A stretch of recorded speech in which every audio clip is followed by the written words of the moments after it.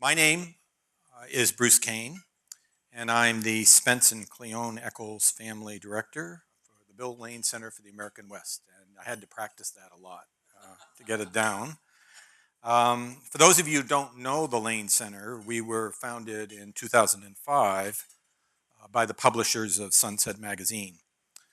The Lane Center takes an interdisciplinary approach to the study of the West, exploring the past, present, and future of the American West. The State of the West is a special collaboration that we've had for a number of years now with SIEPR, as Mark explained earlier. And tonight I'm pleased to be joined on stage by the Honorable Brian Sandoval, the Governor of the great state of Nevada. Now, Governor Sandoval was elected to as the 30th Governor of Nevada in 2010, and then re-elected in 2014. Prior to serving as governor, he was the U.S. District Judge for the District of Nevada, and he also served as the Attorney General for Nevada and the Chairman of the Nevada Gaming Commission, and was a member of the Nevada Legislature. In his final month of office, we are delighted to welcome Governor Sandoval back to Stanford. He was here, I think, 4 years ago for the State of the West Symposium. So please join me in welcoming Governor Sandoval.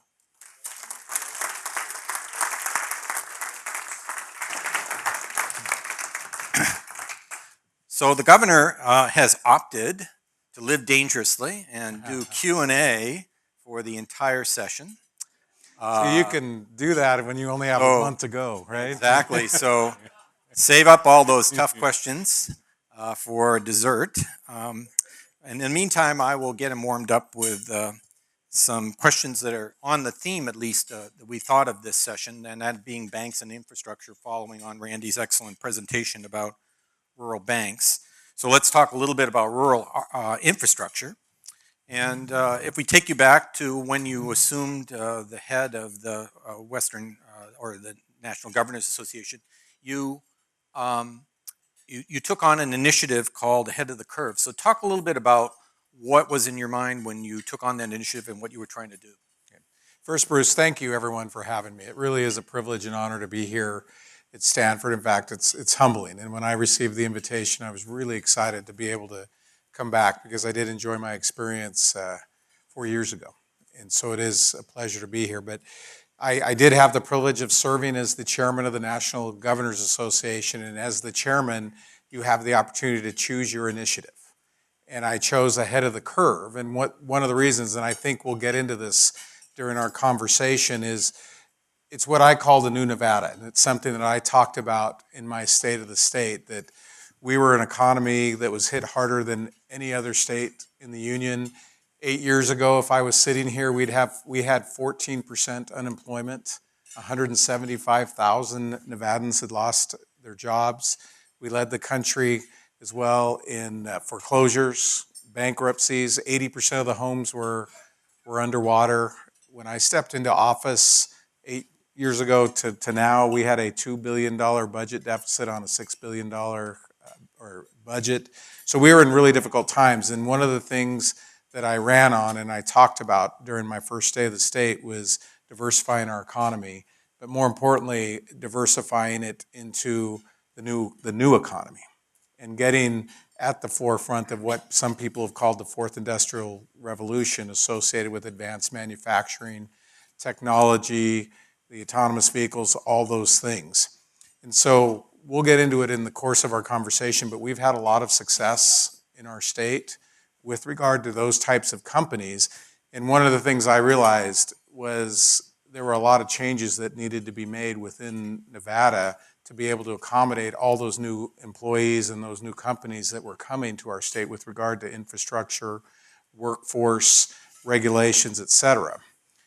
So it was kind of a learn and do on the fly. But I wanted the other governors to have the benefit of what we learned in Nevada, because this isn't just a Nevada-specific issue. This is a U.S. issue. And so that was the purpose for the Ahead of the Curve. It did focus on energy and transportation.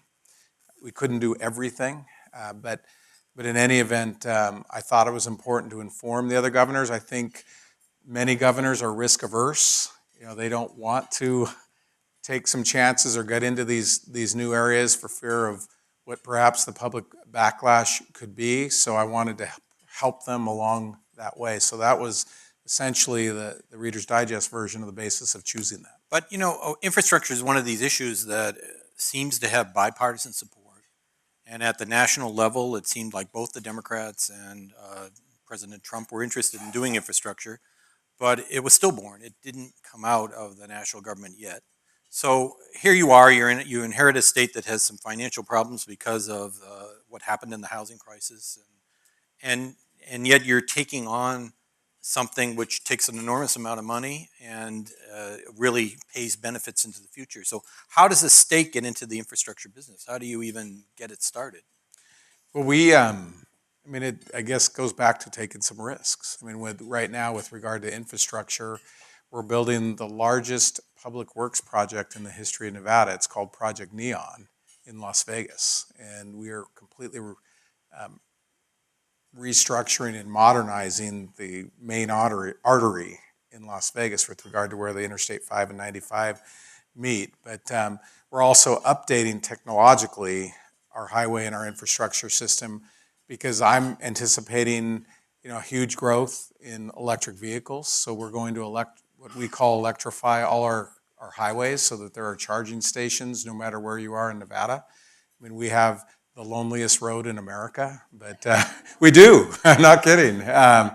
But we're starting with the highway between Reno and Las Vegas. But in my conversations with Elon Musk, and what I've learned is that there are going to be a huge proliferation of EVs, electric vehicles, and if you don't have your state positioned to prepare for that, but I do get some backlash because there aren't a lot of EVs right now in our state.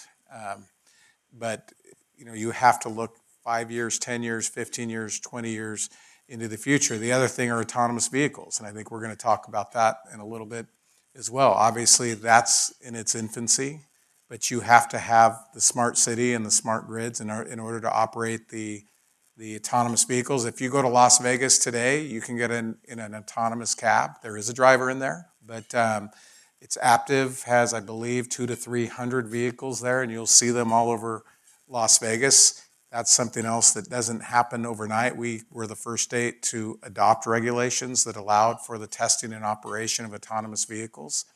I was actually the first governor in the country to ride in an autonomous car, and this was way back in 2012. It was the Google car. We're in Carson City, and we rode out and went about 5 miles out and 5 miles back, and there's a little hill if you've ever been on there to go into Carson City, and I must admit at 70 miles an hour my toes were curled up.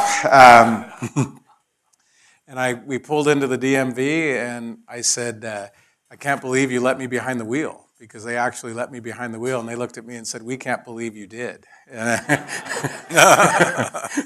But in any event, I have tried to be a governor and position our state at the forefront of all these new technologies, but at the same time, you have to have the regulations and the infrastructure to match, which gets me back to your first question, is to ahead of the curve. As governors, we have to be ahead of the curve, and as governors, we have the ability to walk into our offices every day and adopt and implement regulations and policy immediately to allow that to happen. Right. So, you can have infrastructure that is broken and needs to be repaired, and then there's infrastructure that you build because you're anticipating something. Was yours largely on the premise that you were trying to encourage more growth in Nevada, or were there pieces of infrastructure, bridges, other things that needed to be fixed? Well, and if so, how do you finance all that? Well, it's a combination of many things, and so every state has maintenance issues, and for us, because we have so many wide open highways, that's a constant struggle. But we also knew that we're the fastest. Las Vegas, Clark County is one of the fastest growing counties in the country. It's adding 5,000 people a month right now, and so again, you have to anticipate and get ahead of the curve. But In Reno, the problem we're having now, and we'll talk about the Tesla Gigafactory. Right now it employs over 7,000 people. It is 5 million square feet. When it's finished, it will be the largest building on planet Earth. I just had a tech summit with Elon out there and some other folks. He anticipates that it will be somewhere when it's finished 10 to 15 million square feet, and it will employ close to between 15 and 20,000 people. Right down the road from it is a data center, which will be the largest data center on planet Earth, Switch. There's another company, Blockchains, that just purchased 70,000 acres out there and intends to build a blockchain campus that will employ 20,000 people. Google has purchased 3,000 acres out there and will be, I'm not exactly sure what they're going to do, but they just announced they're building an $800 million data center in southern Nevada, but they have these 3,000 acres. But the point being, there's so many employees coming in and out of there that we didn't anticipate that traffic is queuing on the interstate, on what was once a rural exit where there was no issues. So we have to be able to find the money to be able to build that. How do we fund it? We bond. And with that Project Neon in southern Nevada, that was $1 billion plus project. What we did was a design build. And so the contractor, we put an RFP out there. We had 3 contractors who bid on it, and we took the lowest one. But in any event, we saved a lot of money by doing it that way. So the transportation is tied to the employment growth and the population growth, which then puts more demand on other aspects of your infrastructure. And in particular, a distinctive infrastructure problem we have is water. Getting water, conveying water, cleaning water. So what does this mean, the growth of your state? Where do you see water coming, and is it sufficient to meet the kind of dreams that you have for the population growth in Nevada? Well, and that's a very complicated question because there are different basins in our state. There's the Colorado River Basin, which is Las Vegas, and in northern Nevada, it's a completely different basin. Jim Ogsbury is here, who's the executive director of the Western Governors Association. 4 years ago when I was here, my issue was drought. And this was right on the heels of Nevada and California, but we had 5% of our regular precipitation. I did a press conference in the middle of a dry lake that right now is under 12 feet or 15 feet of water. But literally, it was at in the middle of a dry area. So there were a lot of issues associated with that water. And then the very next year, we had 300% of our regular precipitation, which one of our reservoirs, which holds 600,000 acre feet, we essentially had to empty it out into the desert 2 times over so that a small rural community called Fallon, Nevada, which, by the way, I lived when I was a little boy, would have been under 4 feet of water. Mm-hmm. So to get to your question, water has always been a huge issue. Right now, it's particularly acute in southern Nevada because Lake Mead is at its lowest level, and it can't go any lower, fortunately, because it's at its lowest legal level. But the Southern Nevada Water Authority has had to invest over $1 billion to build what we call a third straw. So they had to literally build a new intake that went below the depth of the lake to ensure an adequate water supply for Las Vegas. But here's the thing about Las Vegas, and many of you may or may not know this. Las Vegas actually uses less water now than it did 30 years ago because it is the most efficient water system in the country. It has less than a 5% leakage rate. But in any event, they are having to do those types of conservation matters to ensure a water supply for Southern Nevada. But I know we're going to get into climate change, but this is a big issue for us. And so there are constant negotiations that are going on between Arizona, between California, between Colorado, all the constituencies on the Colorado River in order to ensure adequate water. When all those rules and regulations were put into place, this country, or the Western U.S. was a very, very different place with different, Las Vegas might have had 50,000 people at the time. It has 2 million people as we speak now. And as I mentioned, it is the fastest growing urban area in the country. But I guess, again, getting to the nut of your question, we do have an adequate water supply there. Similarly, in northern Nevada, water is something that we have to watch very closely. As part of that drought initiative, we changed some of the laws with regard to what's called prior appropriation. So in other words, people, if they weren't using their water, they'd lose it. But then we were telling people not to use their water because there was a drought. So you kind of have to balance those types of policy issues. But as we speak right now, I mean, that's why I woke up this morning and there was 6 inches of snow in my front yard in Reno, and I was very happy because I don't want to go through what we went through 4 years ago with 5% of our water. Right. Well, I mean, and part of it, of course, is that with the climate change, there's going to be less storage in the Sierras, and so we have to find new ways to store, and there's more demand of other cities on the Colorado River. So it sounds like there's going. Is there any effort to sort of limit the growth in southern Nevada, according to what your expectations of water are? Not right now. Yeah. Not right now. I mean, and everyone likes to point to the casinos. The casinos are the least, use the least amount of the water down there. But it's the golf courses and the water in the lawns. That's where most of the water use comes. The casinos are actually some of the most efficient users of the water there. But right now, no. I mean, and we do feel that we have an adequate water supply. Is California a good neighbor to Nevada? Love California. Now, I ask him this question because he is a California native. Yes. He was born in California. I was born in Redding, California. Yes. So are we good neighbors? Yes. No, and I will say this. I want to compliment your current governor. And Governor Brown and I work very closely together. When it comes to wildfires, when Nevada has these hellacious wildfires, literally I have spoken with Governor Brown, and he has sent us assets and resources, for your fires that you've recently experienced, which are unimaginable, given the urban interface and the victims and the families have been affected by all that.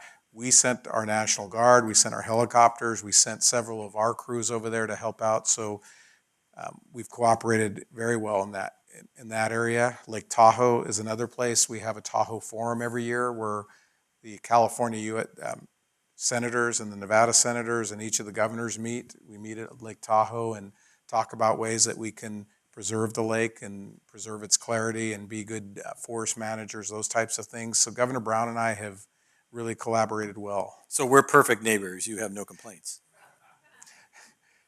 Come on, you can tell us. No, I really can't think of anything derogatory to say. And frankly, we love Californians because they come and are tourists in in Nevada. And we did take the Raiders. I don't know if there are any Raider fans in here, but if you drive to Las Vegas now, the Raider Stadium is a third done. It will be likely must be a lot of 49er fans in here, but yeah. But no, it's exciting for Las Vegas. But there is a kind of inherent tension in the region between states competing with one another for businesses. Oh, undoubtedly. And to get these businesses, you're giving tax breaks and subsidies and building infrastructure, and so there is a kind of competition. Is the main competition with California or with other states or what?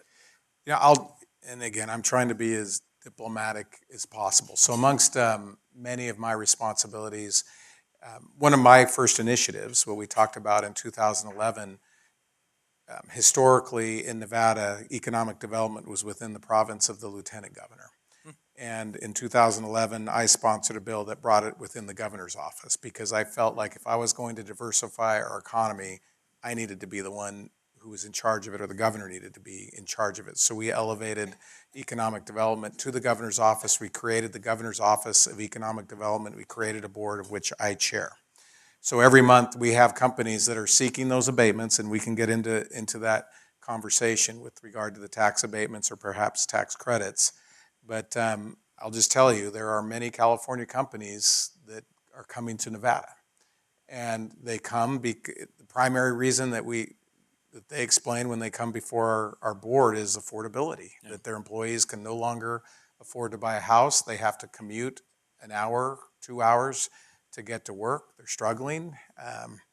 And there's a different regulatory environment. There's much more access in Nevada because we're still small enough state that can happen. So we have had, no major companies that are uprooting, but we've had a lot of mid to smaller level companies, 200 to 300 employees that are literally moving their entire corporate headquarters and moving them to Nevada, which we obviously welcome them. These are technology companies. These are good paying jobs that average $30, $40 an hour, which you can afford to buy a house and make it a decent living. So yes, we've had some success with regard to bringing companies from here to California, but I never, because I don't think that's the way to operate, say anything derogatory about California or any other state. We do compete with other states, Texas, Utah, Arizona, New Mexico, for the companies that have announced that they're going to leave. But we leave it up to the head of that company or whoever represents them to make that decision. Now, another part of that, of course, people when they move to a state, they look at the lifestyle one of the things that people look at, of course, is the healthcare situation. And you famously have sort of split from the Republican Party and the administration over the ACA. So talk a little bit about why you did that, because obviously that was politically brave and potentially damaging thing to do. Even though your popularity didn't suffer, you were still very popular. But obviously tying with the party network was a consideration. So walk us through how you make a decision like that and why you thought it was the right thing to do. Well, it was a monumental decision, and you have to put yourself back, I think it was 6 years ago, in that environment. But I will tell you, any decision I make as governor, I always put Nevada first. It's not about ideology, it's not about party, it's what's in the best interests of our state. At the time, Nevada had an uninsured rate, I believe, of 22, 23%. I think we were, if not the worst in the country, one of the worst. We had just had a mental health crisis, and having done, when I did my due diligence, one of the things that I discovered is that single childless adults are covered by the ACA, which would include coverage for a lot of people that had behavioral health issues. But so from a humane standpoint, it was a no-brainer. I mean, there are 200,000 more people that now have health care that were getting their health care in the emergency room. And so now they have that health care. The other thing I did was put all of those new enrollees, everyone but the ABD, the age blind or disabled, in managed care. And so that was something that I think really improved the system. We now get close to $2 billion of more money in our healthcare system as a result. So we had a public hospital in Las Vegas, the UMC, University Medical Center, that was $50 to $100 million in the red and now is in the black and is doing quite well. They had a queuing of over 200 people in their emergency room on a daily basis, most of whom were individuals that were in a mental health crisis, and now they are not in those emergency rooms, so now it may be a few dozen, if that. One of the other things that I did is, at the time, Secretary Burwell, Sylvia Burwell was the Secretary of Health and Human Services. I negotiated with her, increasing the daily rate from $300 to $900 a day, which opened up literally thousands of new beds, and the private hospitals building wings dedicated to behavioral health or mental health. So, it can always be better, but it's been really beneficial to our state for people to have that coverage.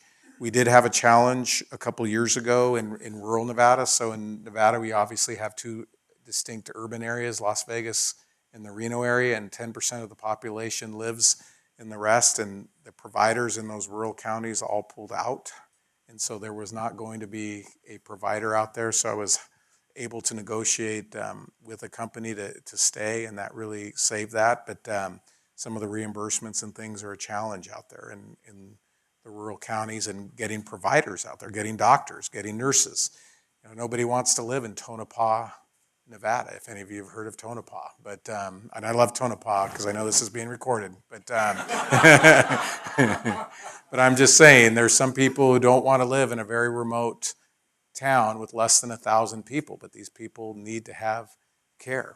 Yeah, I think that's one of the things that the 2016 election really made clear that may not have been as obvious to people, which is that this divide between urban, suburban versus rural, and that the plight of healthcare, the plight of lack of job opportunities, the obesity, the drug abuse issues that are pervasive in rural areas of America and especially in the West, really that divide has gotten much greater in ways that I don't think people, both parties, really didn't pay enough attention to. So talk a little bit, you don't have as much of a rural area because you're highly urbanized around two centers, but you have enough of it to know that there are problems there. So aside from healthcare, what else can you do in those areas on issues of obesity and job opportunities, et cetera? Well, that's one of the challenges when you talk about jobs. I get letters from rural mayors saying, "What about us? You brought Tesla to Northern Nevada, you brought Apple to Northern Nevada, you brought Google to Northern Nevada, you brought Google to Southern Nevada. What about us?" And there are just so many different challenges. Healthcare is a challenge. Internet access, something that we all take for granted here. Some of these towns don't have, they're literally using dial-up. And you're not going to bring a company to a rural area if there isn't adequate access to the internet. There's a little town, the education system. They don't have the resources, and that's something else we can talk about. That's why I raised a tax so we could properly fund K through 12 education in our state, but particularly in some of the rural areas. But those, we could talk about the opioid crisis and making sure that we have the proper resources for that as well. These are all things that there's just not one single issue that we can focus on. So I guess, again, trying to be responsive to your question is I really try to ensure as governor to do the best that I can that the rural counties, the rural communities have the same opportunities that anybody who lives in the urban areas. Right. Does the topic of sort of the divide between conditions in rural areas and urban, suburban areas, does that come up in, say, Western Governors Association meetings? And are people exchanging ideas about how to deal with it, best practices, etc.? Of course we are. And Jim's here, but I love the Western Governors Association. It really is an opportunity. Imitation is the greatest form of flattery. We've all heard that. And when I find out that there's something going on in Montana, Arizona, California, I see, and it's working, I'll see if we can adopt it in our state. But back to the rural communities, one of the things that I did in our state is I created some categorical funding. We created what are called Zoom schools and victory schools. The victory schools were schools that have 50% or more English language learners. Mm-hmm. So in some of these rural communities, you really had some high population of English language learners. And then the victory schools were the 20 poor zip codes in the state. And those students, we gave them more money. So for example, there's a little town in Nevada on the northern border, on the Idaho border with Nevada. It's called Waihe, Nevada. And it has a 90+% Native American population. And it had, I think, a graduation rate of 20%. And it became eligible as a victory school and allowed it to get more funding and get some devices. It was a novel thing for them to have an iPad in their classroom. So we were able to fund so that some of those schools, again, could have some of the technology and the devices that the urban ones had. So it's been really, a lot of work, and it's very expensive to be able to do all those things. But that's part of again, how these things are all inextricably intertwined. When you're creating a bigger tax base, you're able to create more money to be able to fund these things so that you can benefit all the people of your state. So I'm going to go out to the audience for questions in a second. I got to ask a couple political questions as a political scientist here, but then I'm going to go out. So hold on a second, okay? So the political question I want to ask you is, what's happening politically in the West? And that is, this last election, you saw Democrats winning in Arizona, winning in New Mexico, winning, if we go all the way to the 100th Meridian in Oklahoma City, winning in Utah. So, and if you look at the pattern, there's kind of a red-blue pattern emerging. So what's happening in Nevada? What's happening in the interior? It used to be, we said, okay, there were the three Pacific coast states that were very blue, and then there was the sort of red interior West. But it seems like it's getting more complicated. Is that your view, too? It is, and if any of you watched what happened in Nevada, the Republican candidate literally had on his campaign signs, "Protect Nevada." And he would give his stump speech, included all these Californians are moving to Nevada and turning the state blue. And that was his mantra. So it was an interesting lesson, and I'm sure you're going to be studying that. But at least in Nevada, if you look at this election, is that it definitely gone purple and going blue. But I think a lot of it still, we're a small state, and a lot of it has to do with your candidates. And 4 years ago, when I was on the top of the ticket, every constitutional officer was a Republican, and both houses of the legislature turned Republican for the first time in a generation.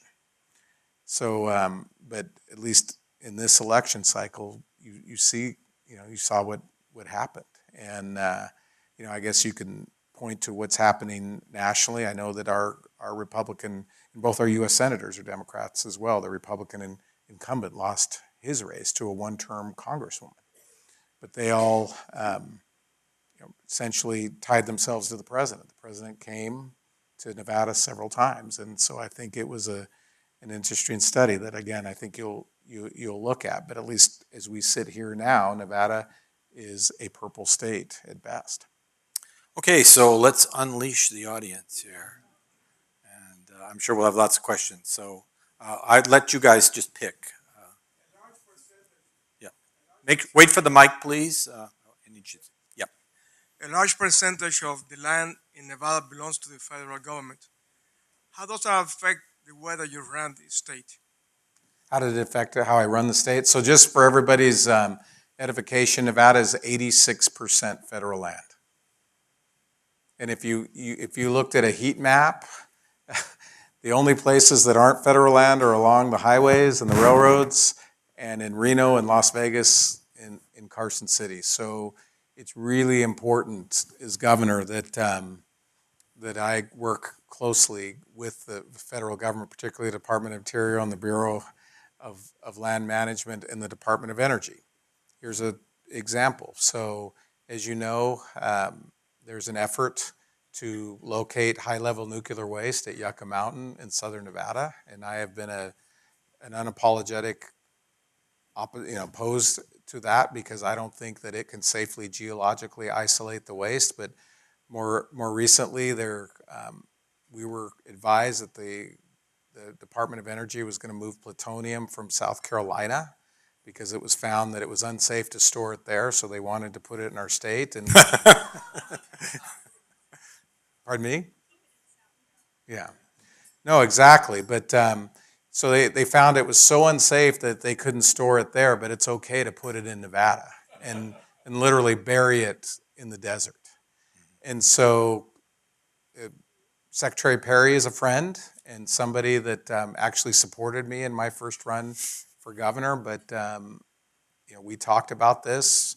My staff interacted with them, and we didn't get the, I wanted some environmental studies done. We didn't know the degree of, how strong that waste was, where it is on the continuum. Is it closer to the high-level nuclear waste? Where is it?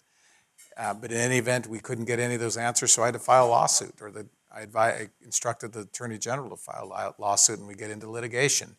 Depending on who the administration is, we are constantly fighting about Yucca Mountain. So President Clinton and President Obama defunded the Yucca Mountain site. President Trump has put a minimal amount, $100 million, to begin the licensing process. But this has been something that's been going on since the 80s, since I was the Attorney General, since I was in the legislature. But again, to get to your question, it's really important for a governor to establish relationships with the cabinet secretaries because it is more acute in our state, given that we're 86% federal land. Let's go to different sides of the room, so let's take a question. Hold on, wait. Always wait for the mic. Yeah, there you go. I'm curious about homelessness in your state. Actually, it works if you put the mic near your mouth. Yeah, there you go. I'm curious about homelessness in the state of Nevada and how many homeless people you've been able to document and what measures you've worked on to deal with these issues. All right. So I don't know, I don't have a figure, but I will tell you one of the things that I did is something that I've already talked about with regard to opting in on the Affordable Care Act. We know that the homeless, most of them have mental health issues. And what was happening is they would go to the emergency room or what have you, they would get their 1 week or 1 month worth of meds and then they'd fall off and then they'd be back into homelessness. So now, as I mentioned, we have, as a result of the Affordable Care Act and my making single childless adults eligible for the affordable or eligible for health care, they're now getting that care.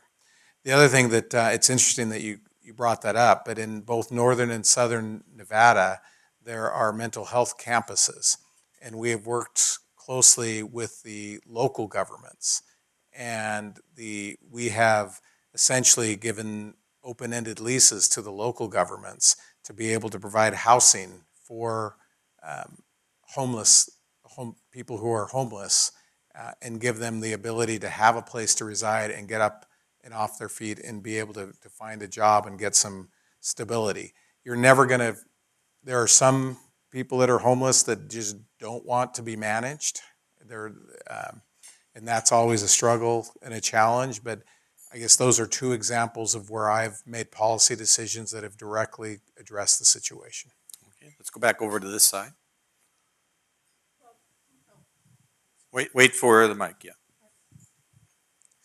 This is not a question about Nevada per se. It's a question from the perspective of a governor who is leaving office and turning the governorship over to someone else. Can you comment on what's happening in Wisconsin right now? You know, it wouldn't happen in Nevada. You know, I'll tell you how I'm doing it. So there's the Democrat won the race. We reached out to both candidates a month before the election even happened and said, you know, let us know who your transition person is. We've emptied offices in the Capitol to make it available to you. I actually build the budget in Nevada. So we meet only every other year. And so we have a biannual budget, which is about 90% done. We're meeting with their staff, the governor-elect staff, as we speak. I was explaining to Bruce what I called the governor's conclave. So I invited all the living governors and the governor-elect to have a dinner so that we could all meet and talk about, you know, different stories and how they managed through different crises. That would not have happened in Nevada because we only meet every other year. Wisconsin. So it could not have happened. I'll just say it's not something I would have done. And, you know, the worm always turns. Yeah. And usually, you know, if you try to do something like that later on, it comes back. And it's just not the way I would govern. I'll just put it that way. Okay, over here. How about way over on the table here? I'm interested in, given the Foxconn subsidies that look to be excessive, what is your experience with Tesla? Because, of course, you did give them quite a bit of incentives to come there, and obviously they're growing, but have you actually figured out whether your forecasts were reasonably accurate? Yes. So we, in fact, I think it's online. There's some stories that you can read right now. Bottom line, they have exceeded everything they said they were going to do. They are employing more people.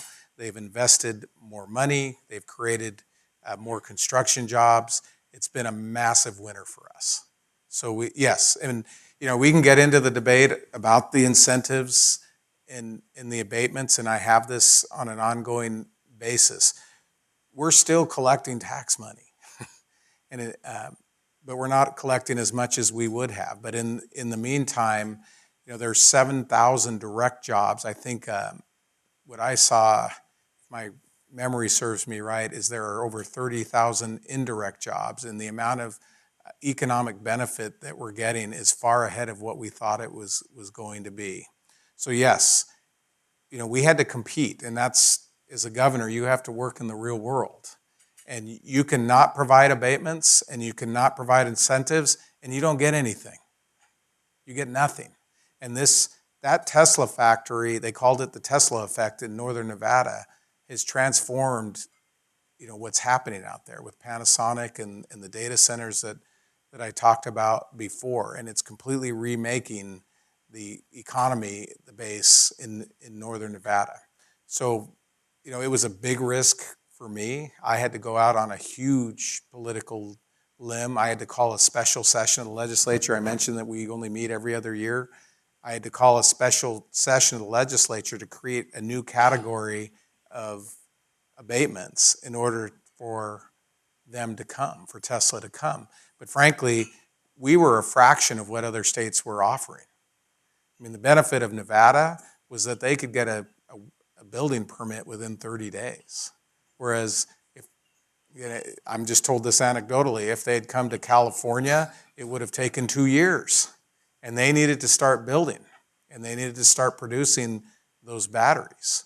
So it's been transformative for our state, but I definitely have my critics, but I think that most people understand and realize that it was great for us. But yeah, I would, again, go online because you'll see that report and you'll see that they've exceeded what they said they were going to do. Okay, let's go back over on this side again. Pat, right?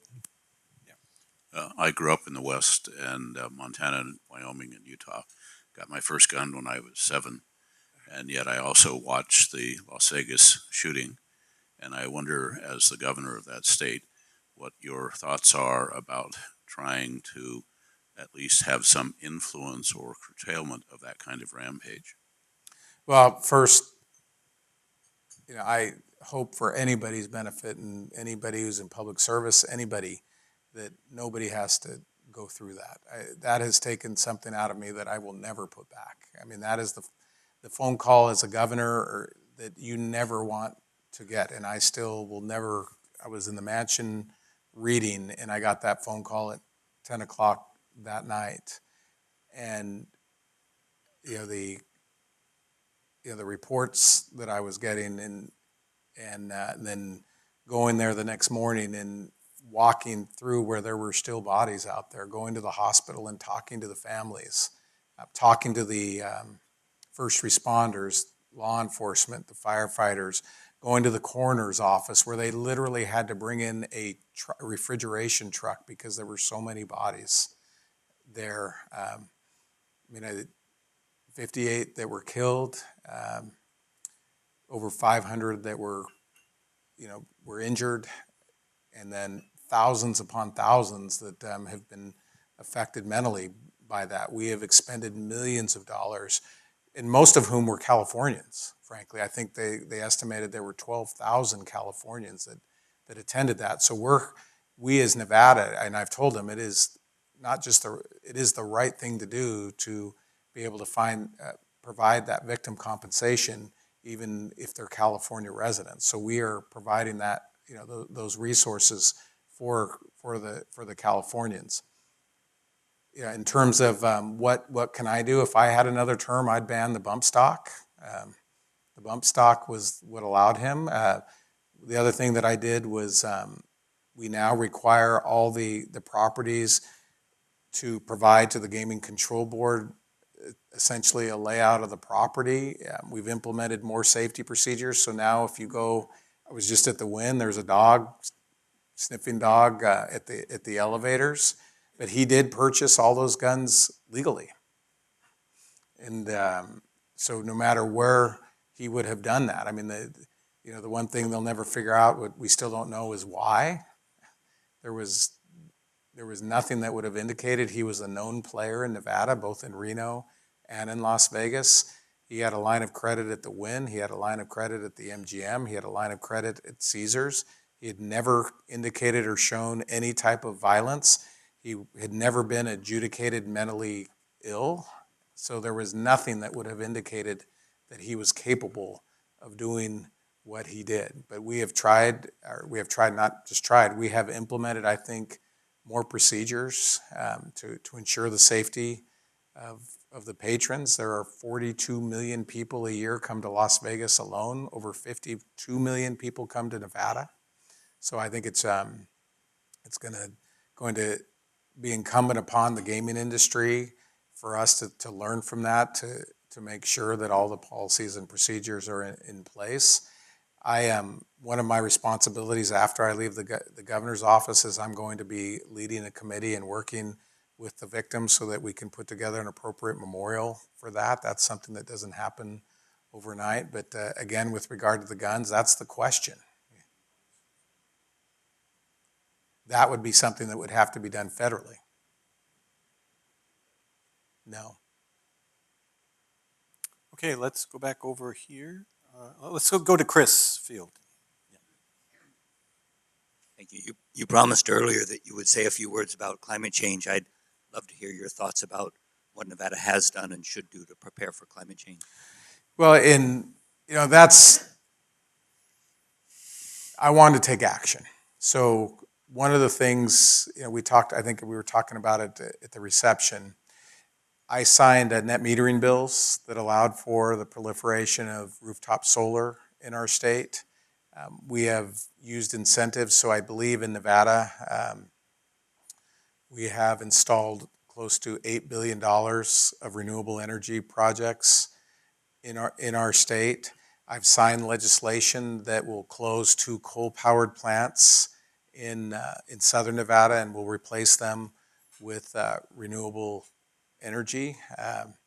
So Nevada, when there were those new regulations that were put out by the EPA, Nevada was already in compliance. So I've worked really hard. We have the assets to be a real clean energy leader.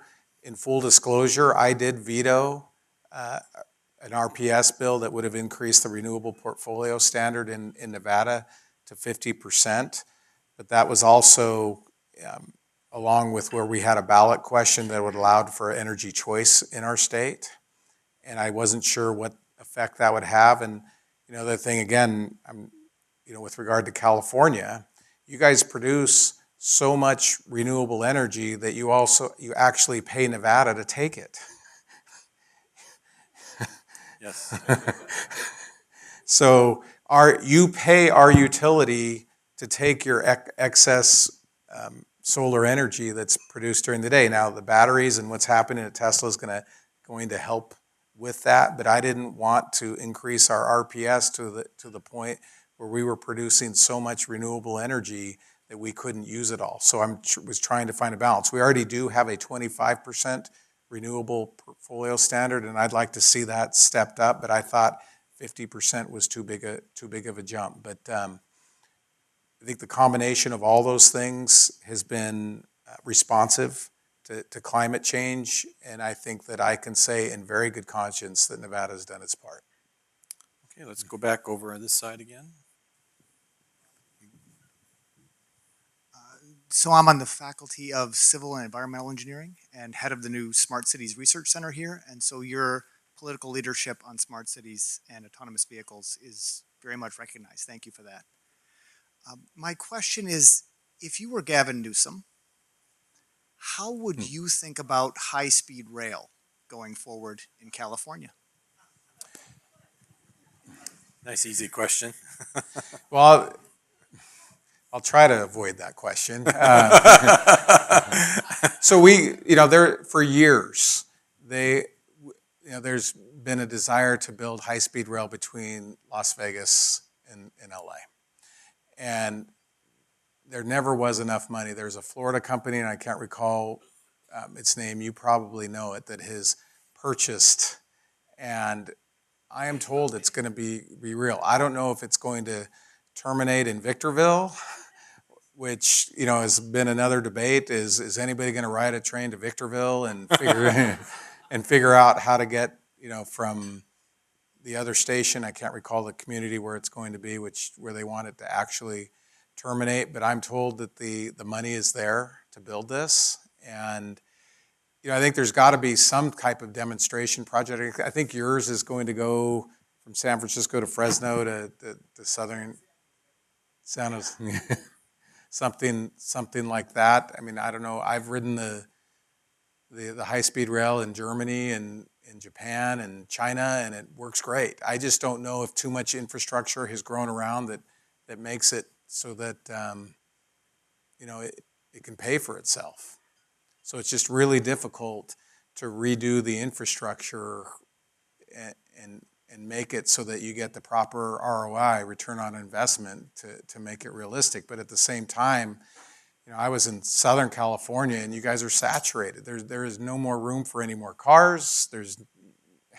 So it's a really difficult question. But maybe you find some type of pilot project or pilot route to see if it's really doable before you spend tens of billions of dollars on something that may not be used. And then the autonomous technology, what effect is that going to have on mobility? Artificial intelligence, are people going to need to commute as much? Are we going to start building assets that we don't need 20 years from now? So those are some of the questions that were part of that National Governors Association initiative that we talked about. So we're getting to the end here, so let's collect another question, and then I think we're probably going to have to finish. Uh-oh. A couple of weeks ago, we had the privilege of having outgoing Governor Jerry Brown speak to us, and one of the more insightful questions, which he answered, I think, very well, was, what is your most important advice for your incoming successor? What are the things that are very difficult to comprehend and to deal with in the circumstances they find themselves? Right. And again, I have great respect for Governor Brown, and I'll never forget the first time we met. We were at the Tahoe Forum, and we were sitting in chairs like this, and he leaned over to me and he said, I was governor before. And he said, I was governor in 1977. And I said, well, I was going into 8th grade.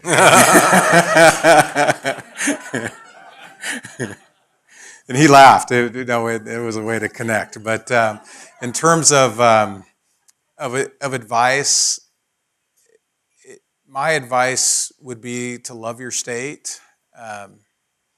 And to put the people first. I mean, it's really hard to do. If you want to stay in office, a lot of times you've got to go, or you go, with the larger group. But sometimes that's not what's in the best interest of your state. I preach to the state employees, and I preach to some of these younger candidates that public service is a gift. There is no other job that you can have where you can go to work every day and make a difference in somebody's life. And if you're there just to stay in office, shame on you. And so, we alluded to this. I increased the tax in Nevada to fund education because we had the worst high school graduation rate, we had the worst math proficiency, we had the worst reading proficiency, and we needed more money for our schools. In Nevada, you need 2/3 supermajority in order to pass a tax. I had Republican majorities in both houses, so I needed to get Republicans to vote for this that would cost them, and it did cost them some of their political careers. But I sat down with them in the governor's mansion and I said to them, we're not all going to be in public service for the rest of our lives. And there's going to be a day when you're going to have a quiet moment and you're going to look back and you're going to remember the hard decisions. You're going to remember the decisions that you made that really changed the trajectory of someone's life. Healthcare, education, helping them get a job, improving their quality of life. So that would be my advice to the next governor is, sometimes you got to go against your party. Sometimes you have to go against your friends. Sometimes you have to go against the people who contributed to your campaign. And at the end of the day, if it's the right thing, you're going to be okay. I had to do all of those things. And it didn't hurt me. And I come out of office with a very clear conscience and very proud of my record in changing the state. I don't think I would have felt that way had I not been the first Republican governor to opt in on the Affordable Care Act. I think I would have been ashamed of myself, and I really would have regretted having been the governor of a state and not taken the opportunity to make a difference.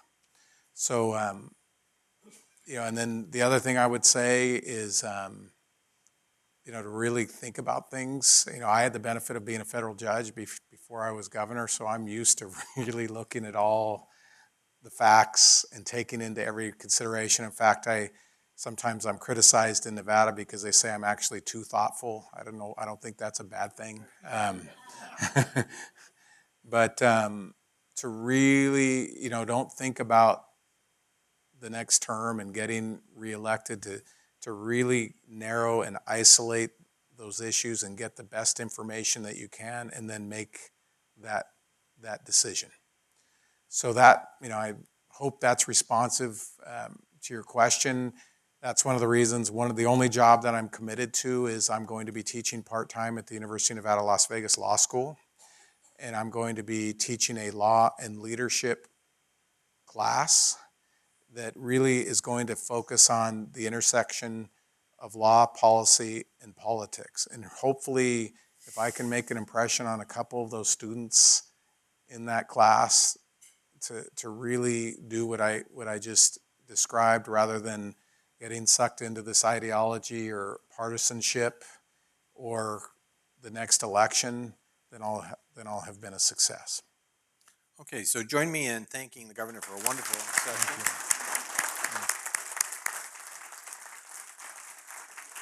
Let me just make a few acknowledgments. I want to acknowledge our advisory board members from the Bill Lane Center here, Christy Hope, our vice chair, and John Debs. I want to acknowledge also Jim Ogsbury from the Western Governors Association, who's been a useful partner for us over these years doing the State of the West. And then I especially want to thank our co-host, Mark Duggan, and the staff of both the Lane Center and for SIEPR who put this event on. Thank you very much. We really enjoy working with you.